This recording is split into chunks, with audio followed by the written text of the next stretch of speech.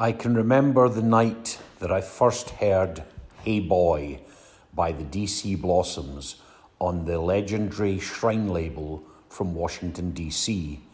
I was upstairs at the Blackpool Mecca's Highland Room and the record was played by Ian Levine. I rushed off to the side of the hall and noted it down on an old beer mat. The DC Blossoms on Shrine, Hey Boy. It was a record I pursued for years and years, but was never successful in finding it. Ironically, I was a student in Washington, DC for several years, but never managed to trace the record.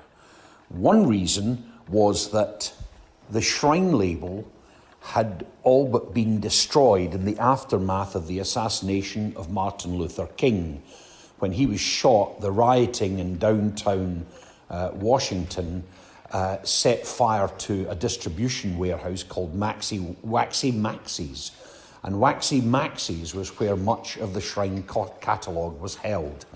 And so, despite pursuing thrift stores, old record stores, jumble sales, anywhere where I could find records, it eluded me.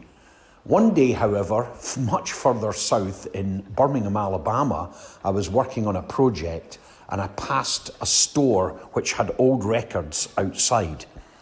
The drawback here was that not only was it in the south, in a neighbourhood that was probably predominantly white, it appeared to be an old country and western store selling guns, rural equipment, all sorts of paraphernalia.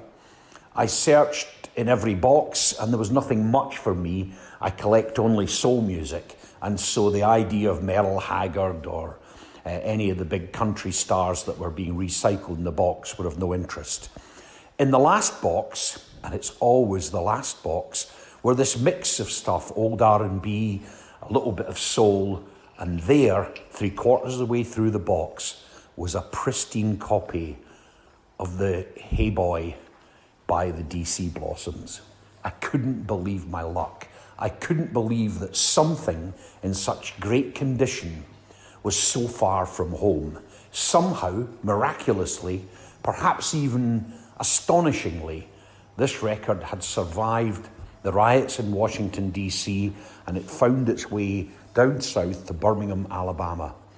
I bought it, it was cheap, $1, and I walked out of the shop, and collecting records, I've never felt more thrilled that day than when I first saw the record.